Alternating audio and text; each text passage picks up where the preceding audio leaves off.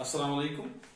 तो आज हम पढ़ने वाले हैं analytical method of vector addition. जैसा कि हमने देखा था प्रीवियस लेक्चर में कि हम वेक्टर एडिशन कैसे करते हैं, क्योंकि वेक्टर एडिशन तो सिंपल अलजेब्रा से होता नहीं है, ये वेक्टर लॉज की जरिए होता है। तो पहला हमने देखा था ट्रायंगल लॉ ऑफ वेक्टर्स, और ज्योमेट्रिकली हमने देखा कि अगर दो वेक्टर्स अप्लाई हो रहे हैं किसी पार्टिकल पर, अगर दो वेक्टर्स साइमल्टेनियसली, अगर ऐसे एक वेक्टर है और दूसरा वेक्टर ऐसे है, ये वेक्टर ए है और ये वेक्टर बी है।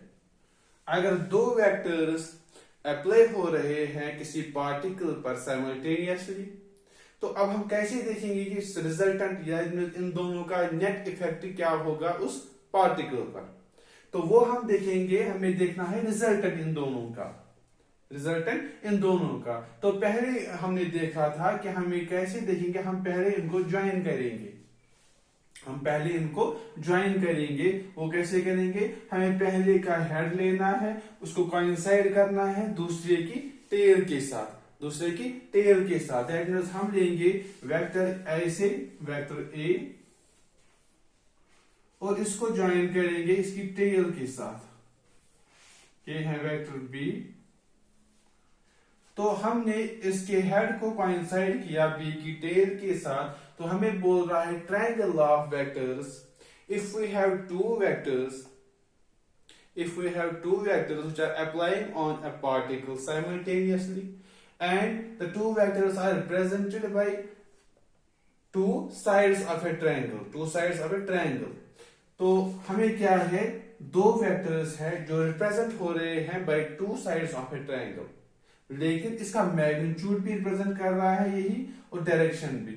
इसकी लेंथ जो साइड है ट्रायंगल का, इसका साइड कितना है, ये लाइन कितनी लंबी है वो रिप्रेजेंट करेगा इसका मैग्नीट्यूड, और एरो रिप्रेजेंट करेगा, हेड रिप्रेजेंट करेगा इसकी direction. That means if the two sides of a triangle represent the magnitude and direction of two sides of vectors, in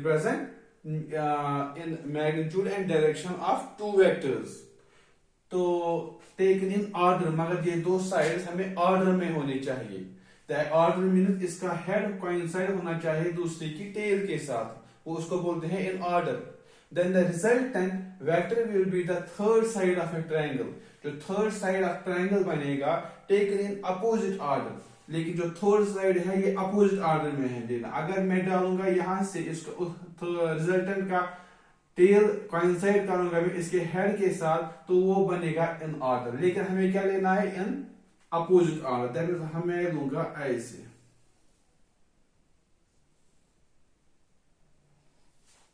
ये बनेगा रिजल्टेंट। अब क्या बोल रहा है triangle law of vectors, if we have two vectors represent in by two sides of a triangle, if we have two vectors acting on a particle simultaneously and the two vectors are represented in magnitude and direction by two sides of a triangle, then the third side of a triangle taken in opposite order represents the resultant vector, ये represent करेगा resultant vector. ये तो हो गया geometrically हमें पता है कि ये इसका रिजल्टेंट है, इन दोनों का नेट इफेक्ट ये है। लेकिन अब हमें देखना है एनालिटिकली, अगर हमें अब कैलकुलेट करना है कि ये कितना होगा, अगर ये हमें पता है, ये भी हमें पता है, अब हमें कैलकुलेट करना है कि रिजल्टेंट कितना निकलेगा, वो हम कैसे कैलकुलेट करेंगे वो हम आज देखेंगे। दैट मीन्स ये क्या है, वेक्टर्स, तो ये हम जहां से हटाएंगे। अब हम देखेंगे analytical method of vector addition. अगर हमें वेक्टर एडिशन करना है तो हम कैसे देखेंगे कि रिजल्टेंट किसके बराबर आएगा, वो हम कैसे कैलकुलेट करेंगे। तो उसमें से देखेंगे हम पहले ट्रायंगल लॉ ऑफ वेक्टर्स के लिए हम कैसे निकालेंगे। देखिए ये एक वेक्टर है, वेक्टर ए, और ये दूसरा वेक्टर है वेक्टर बी, ये इनका रिजल्टेंट है। ये दोनों आपस में ऑर्डर में है and R is in opposite order. If we हम इसको नाम देंगे कुछ, तो यहां पर हम नाम रखेंगे O, यहां पर Q, तो यहां पर हम नाम रखेंगे P। ठीक, तो ये थोड़ा हम एक्सटेंड करेंगे, कौन, OP। OP हम थोड़ा एक्सटेंड करेंगे ऐसे। जब हमने एक्सटेंड किया तो इसके ऊपर हम यहां से Q से डालेंगे परपेंडिकुलर। तो हमने Q से डाला परपेंडिकुलर QN, हमने डाला Q से परपेंडिकुलर ऑन OP, जो हमने एक्सटेंड किया तो बन गया QN perpendicular on OP extended, जब हमने एक्सटेंड किया। तो जब ये हमने एक्सटेंड किया तो ये वाला एंगल हम लेंगे, इसको हम रखेंगे नाम, ये है थीटा, और ये वाला हम रखेंगे बीटा। ठीक, तो दो साइड्स रिप्रेजेंट कर रहे हैं दो वेक्टर्स को जो अप्लाई हो रहे हैं किसी पार्टिकल पर। इसका थर्ड साइड जो है वो रिप्रेजेंट कर रहा है इनका रिजल्टेंट। अब हमें देखना है कि रिजल्टेंट किसके बराबर निकलेगा। ठीक, तो अब हम देखेंगे ये बन गया अब राइट एंगल ट्रायंगल, क्योंकि ये परपेंडिकुलर है। अब हम पहले देखेंगे अगर ये राइट एंगल ट्रायंगल बन गया ये, लेकिन हमें इसमें ये नहीं पता है और ये नहीं पता है कि ये कितना होगा। ये तो हमें पता है कि ये A है, ये पता है ये B है, ये पता है ये R है, लेकिन PN और QN हमें पता नहीं है। तो हम देखेंगे अगर ये राइट एंगल ट्रायंगल QNP है, इन ट्रायंगल QNP हमने कौन सा ट्रायंगल लिया, हमने लिया ये वाला ट्रायंगल QNP। ठीक, QNP जिसका राइट एंगल है यहां पर, ये वाला हमने लिया थीटा। थीटा कौन सा लिया, QPN।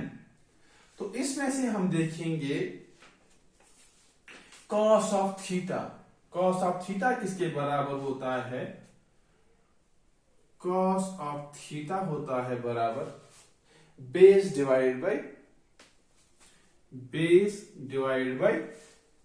हाइपोटेन्यूज।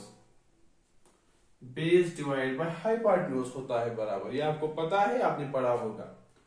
तो अब हम देखेंगे, ये तो आपने पता हो, लेकिन फिर मैं बोल रहा हूं कि आप कैसे देखेंगे यहां पर बेस कौन है और यहां पर परपेंडिकुलर कौन है। देखिए अगर ये ट्रायंगल है QNP और इसमें से हम थीटा ले रहे हैं, ये वाला एंगल QPN, तो जब हमने ये एंगल लिया कंसिडरेशन में लिया, जो इस एंगल के अपोजिट में साइड होगा ये वाला, जो इसके अपोजिट में साइड है, कौन सा है अपोजिट में, QN, तो ये इसको हम देते हैं परपेंडिकुलर। जो इसके अपोजिट में साइड होगा वो है परपेंडिकुलर। ठीक, और जो राइट एंगल के अपोजिट में है ये है हाइपोटेन्यूज। दैट मींस ये बनेगा परपेंडिकुलर, ये बनेगा हाइपोटेन्यूज। अब जो ये वाला बचा ये बनेगा बेस। दैट मींस एंगल के अपोजिट में QN है, ये बनेगा परपेंडिकुलर, और राइट एंगल के अपोजिट में है QP, ये बनेगा हाइपोटेन्यूज। अब बचा लास्ट में PN, तो ये बनेगा बेस। दैट मींस बेस है यहां पर PN divided by hypotenuse, hypotenuse है QP। ठीक, इसको हम मल्टीपल करेंगे cos ऑफ थीटा के साथ, उसमें क्रॉस मल्टीपल हो जाएगा, ये बनेगा PN, और PN is equal to QP cos of theta. हमने क्या किया, हमने इसको cos ऑफ थीटा के साथ मल्टीपल किया, तो cos ऑफ थीटा को मल्टीपल हो जाएगा QP के साथ, और PN को मल्टीपल हो जाएगा इसके डिनोमिनेटर के साथ, जो कि कुछ भी नहीं है, तो हम कंसिडर लेते हैं ये 1 है। तो PN आएगा PN ही, ये आएगा QP cos ऑफ थीटा। लेकिन PN किसके बराबर है, PN। ठीक, PN निकला बराबर हमें, और PN निकला बराबर QP।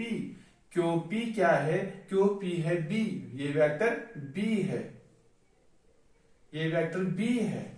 हम इस साइड से लिखेंगे, ये वेक्टर B है। हम यहां पर डायरेक्शन नहीं लेंगे क्योंकि हम यहाँ पर ले रहे हैं मैग्नीट्यूड, हम देख रहे हैं रिजल्टेंट का मैग्नीट्यूड कितना होगा, तो डायरेक्शन हम पहले रहने देंगे। तो हम लेंगे क्यूपी के बदले बी कॉस ऑफ थीटा, तो ये निकला हमें बी, इसका नाम रखेंगे हम फर्स्ट इक्वेशन फर्स्ट।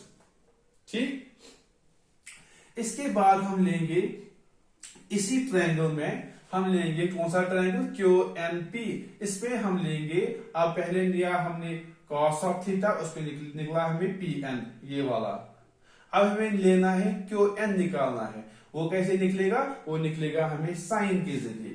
तो अब हम लेंगे साइन ऑफ थीटा निकलेगा बराबर, एंड साइन ऑफ थीटा निकलेगा बराबर परपेंडिकुलर, साइन ऑफ थीटा किसके बराबर होता है, perpendicular divide by hypotenuse, perpendicular divide by hypotenuse.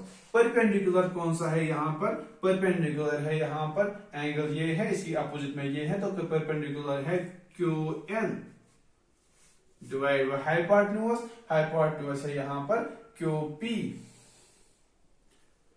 Q P.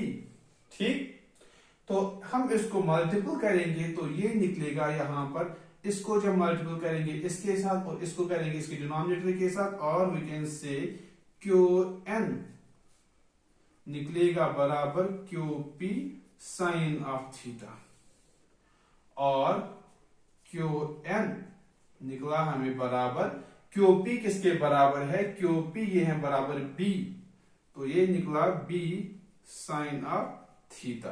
तो इसको हम नाम रखेंगे इक्वेशन सेकंड।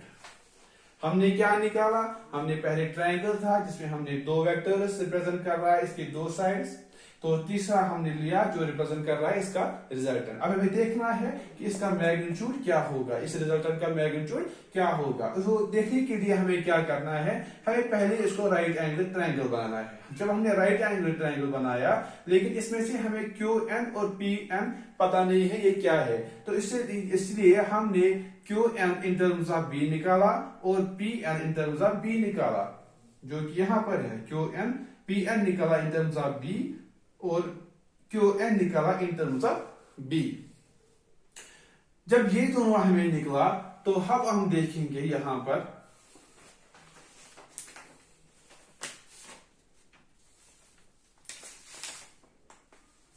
अब हम देखेंगे यहां पर इन ट्रायंगल कौन सा ट्रायंगल, अब हम लेंगे Q N O, Q N O. अब हम ये वाला सारा ट्रायंगल लेंगे। अब कौन सा ट्रायंगल हमने लिया, पहले हमने लिया था ये, अब हम लेंगे ये सारा क्यू एन ओ। ठीक, in triangle Q N O, ठीक, इसमें हम लेंगे पाइथागोरस थ्योरम, जो आपने पढ़ा होगा। उसमें क्या होता है, जो राइट एंगल ट्रायंगल होता है उसमें हम बोलते हैं कि हाइपोटेन्यूज स्क्वायर होता है बराबर perpendicular square plus base square, और वी कैन से जो हाइपोटेन्यूज का स्क्वायर होता है वो होता है बराबर जो दूसरे दो साइड्स है उन दोनों का स्क्वायर और उनका sum, that means QO square is equal to QN square plus ON square. QO square is equal to QN square plus ON square. ठीक, तो इसमें हम अब वैल्यू देंगे तो ये बनेगा R, QO क्या है, QO ये बनेगा R, या हम लेंगे OQ स्क्वायर, तो QN हम लेंगे NQ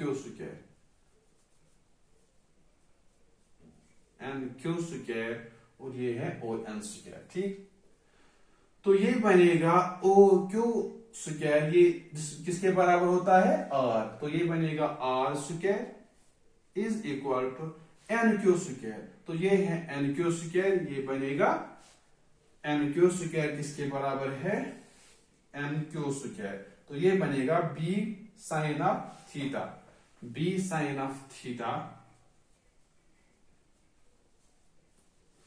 plus O N square, O N square, तो ये है बराबर O P plus P N, O N किसके बराबर है O P plus P N, O P plus P N whole square.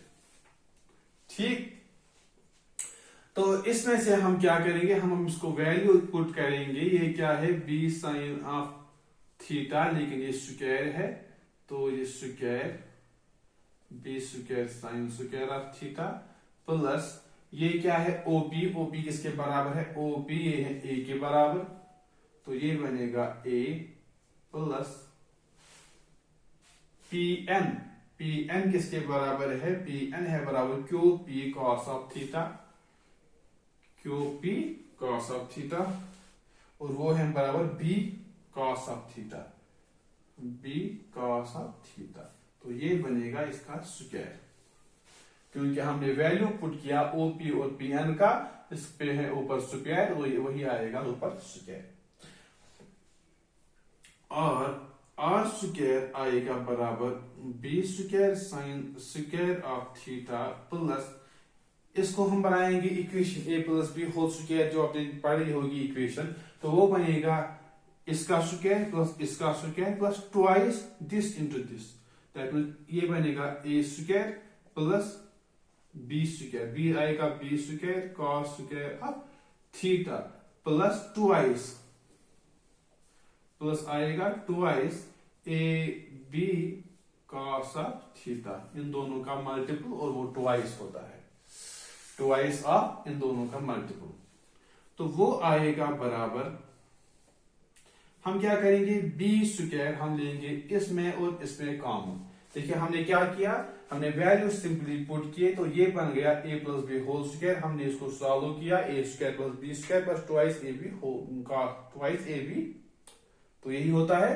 तो हमने क्या किया, तो इसके बाद हम क्या करेंगे, यहाँ है B sine square of theta, यहाँ है B square cos square of theta, यहाँ है B square sine square of theta, इन दोनों में से बी स्क्वायर हम कॉमन निकालेंगे, तो ये हम कॉमन निकालेंगे, अंदर क्या बचेगा sign square of theta plus cos square of theta, हमने क्या किया, जो ये टर्म है और ये टर्म है, इन दोनों में से हमने बी स्क्वायर कॉमन निकाला, तो अंदर बच गया साइन स्क्वायर ऑफ थीटा और cos square of theta, plus आएगा अपना ए स्क्वायर जो यहां पर बचा, प्लस आएगा ये twice A B cos theta.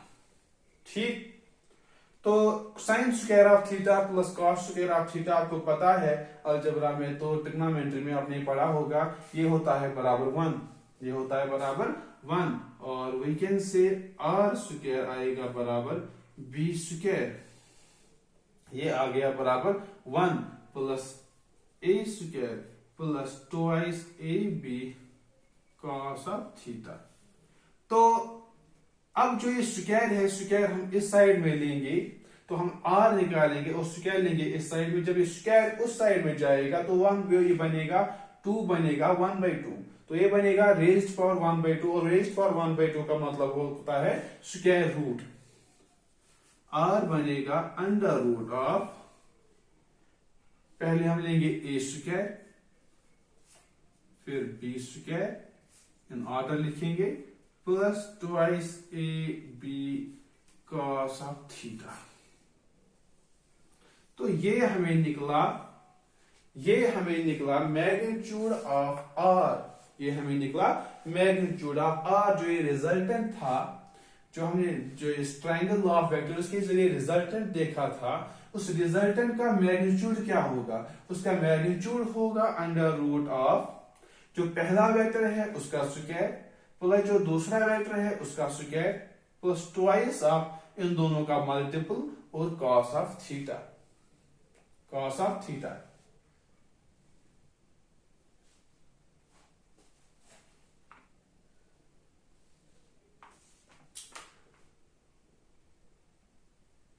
ठीक।